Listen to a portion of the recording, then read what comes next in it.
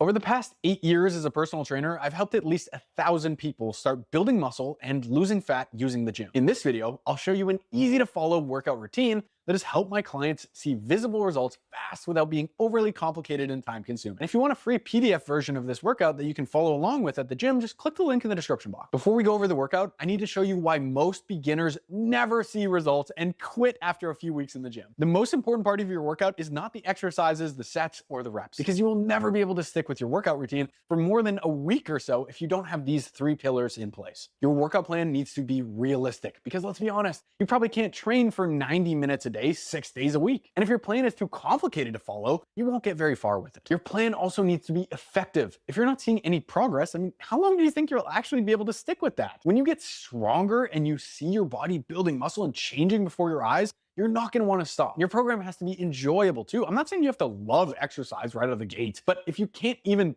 tolerate it, it's only a matter of time before you quit. So let's cover a workout program that ticks those three boxes, and then I'll show you all the nitty-gritty details afterwards. You're gonna have just 3 workouts per week. It's all centered around basic movement patterns and full body workouts. If you have just 3 days per week to work out, doing chest and triceps, back and biceps, or push-pull legs is nowhere near as effective as full body training, since the muscles are only getting hit once per week in those body part splits, which we know is just not great for muscle growth. Day 1 starts off with an incline dumbbell press, which is a great beginner-friendly option for training the chest and the shoulders. With the bench set around 45 degrees, you're gonna lower the dumbbells to the outside of your chest, pausing for a brief moment before pressing them back to the start position. I like to keep a slight arch in my upper back here for a bit of added stability, and it helps load up the chest even better. Then we're gonna flip you around, get you into a chest-supported dumbbell row. Since the equipment's already set up, it makes for an easy transition, and this is a great exercise for beginners to train their back effectively without the stress of learning how to hip hinge for something like a bent over row. I like to pull in an arcing motion here, driving my elbows up toward the ceiling and bringing the dumbbells towards my hip crease before slowly lowering them back down under control. After this, we're gonna give the upper body a chance to recover briefly by heading over to the leg press. This machine's great for training your glutes and your quads effectively without having the stress of all the technical demands of a barbell squat. And it makes progress really straightforward since the reps are so easy to standardize and it's difficult to cheat. I like to go as deep as I can comfortably go here without having my butt lift off the seat. And if you do this right, your legs should feel like a newborn deer's when you stand up. From here, you're gonna move on to every guy's favorite exercise, which is the cable curl. I like to use the straight bar attachment here and just come about 3/4 of the way up until the tension starts to ease off. And then you lower it all the way back down, keeping your chest open and upright to avoid using your torso for momentum to swing the weight. You can raise that cable up afterwards to the highest position to easily transition into a tricep pushdown. To save time,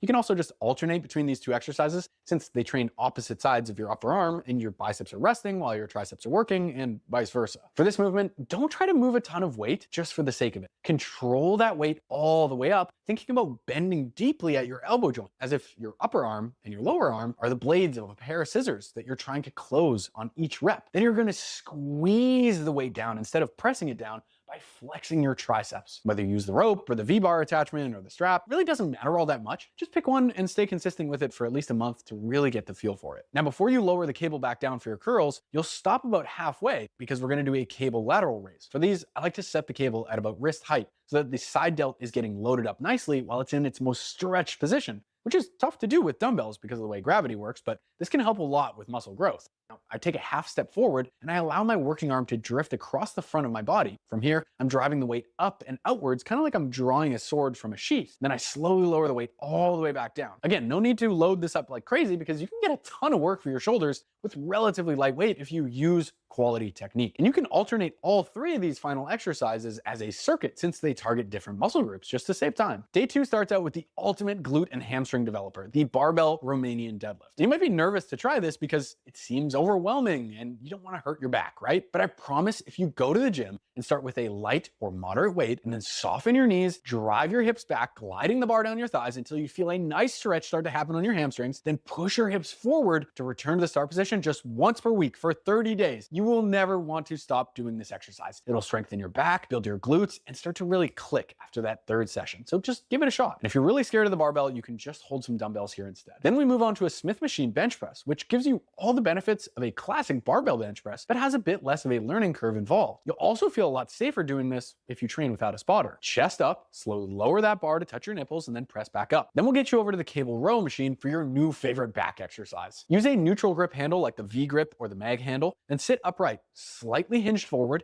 then drive your elbows in towards your rib cage while keeping them as low as you can. Once your elbows reach 90 degrees, you return to the start position under control. I found that a lot of folks who normally hate this exercise or only ever really feel it in their biceps have this kind of aha moment when they do it this way, and suddenly they feel all kinds of crazy work in their lats that they never felt before. Now we move on to the sit-up on the glute ham raise. If you don't have one of these, you can just do the same thing, but with your feet under a dumbbell or a machine while lying on the floor. Pin your thighs under the foot pad and arch your back over the rounded pad, leaning back before sitting all the way up and flexing your abs hard. And we'll finish this session again with a little arm and shoulder circuit, this time using a seated dumbbell hammer curl, where you pull the dumbbells up until your forearm is parallel with the floor before lowering them under control to the start position. Then an overhead dumbbell extension, holding the dumbbell with the palms of your hands and hinging at the elbow, just like the scissor type movement from before with the pushdowns. And if these bother your elbows or your shoulders, you can just start with a lighter weight or just skip them entirely. Then you'll blast out some seated dumbbell lateral raises, driving your weights up and outward until your arms are parallel with the floor. I like to do these with my hands just slightly out in front of me, as that tends to feel a lot comfier on my shoulders while just absolutely cooking my side delts. The final workout starts with a pec deck machine, which is one of the simplest exercises you can master to get a fantastic chest workout. Just make sure you keep a big chest position while controlling the weight all the way down, pausing for a brief second in that stretch position before squeezing those handles together at the top. Next, you'll move on to the assisted chin-up machine, which is an awesome way to not only build the muscles of your back, but also work you towards unassisted chin-ups if you're not yet strong enough to do them. And if your gym doesn't have this machine, you can always just do a lat pull down. But I find that most beginners have an easier time just getting more out of the chin-up machine. The big cue here is to make sure you're not rounding and dumping your shoulders forward at the top of each rep. Pull your breastbone or your sternum toward the ceiling, keeping a big open chest position as you finish every rep. And in case you didn't hate me yet, I'm now going to ask you to do one of the biggest bang for your buck exercises of all time. A reverse lunge will build your quads and your glutes without using a ton of weight or requiring weeks or months of mastery. I recommend just starting with body weight on these bad boys and even using a hand on a squat rack or a machine for some added stability. Step your foot back, planting the toes, then descend into the front hip, dropping your back knee to tap the ground behind you. Then reverse the movement by driving your front foot into the floor. Plant,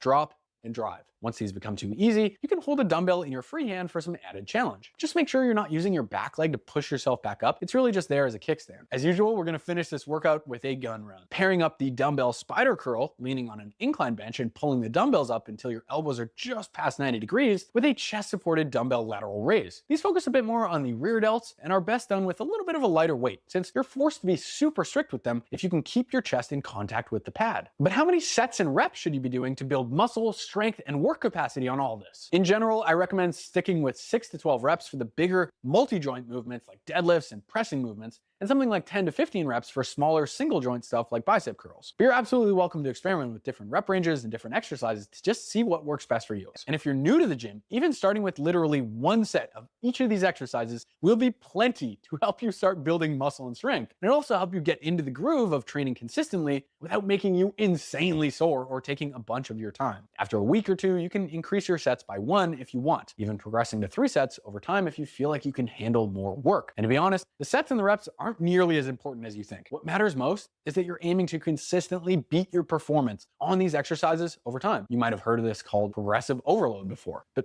here's what most people get wrong about overload. You don't need to add weight to the bar every time you train. You can also make progress by just adding reps each week, then adding weight once you reach the top end of your rep range, or by slightly improving your technique at the same weight and reps. Now, a good way to keep yourself honest on this is to keep a logbook of how much weight you use in the gym, how many sets and reps you do. The workout program I give away in my free 21-day fat loss program has a nice tidy place where you can track all this stuff, so just download that using the link in the description box. And you can also film your sets, just propping your phone up selfie style, video mode, and watching it back. And I promise anyone who judges you in the gym for this does not have an opinion worth worrying about. Fuck them. It's crucial you remember that at least 95% of your results in this fitness game come from you just consistently getting a few good workouts in per week and hitting your calorie and protein targets. I see a lot of guys who are getting lost in all these podcasts from wellness and longevity experts and just diving into super niche topics and studies when they're not even working out consistently yet. Bro, it's like putting your money in a 2% savings account when you have a mountain of credit card debt racking up 20% interest. Before you start getting overwhelmed with all the information out there about carbs, sodium, insulin, and HRV, just remember that you are wasting your time working on any of that stuff if these basics aren't happening consistently first. But if you want to lose a substantial amount of body fat, honestly, none of this stuff really matters if you're making 3 of the biggest weight loss mistakes I see guys making all the time. So make sure you watch this video next where I outline exactly what those mistakes are and how you can avoid them so fat loss happens quickly and easily.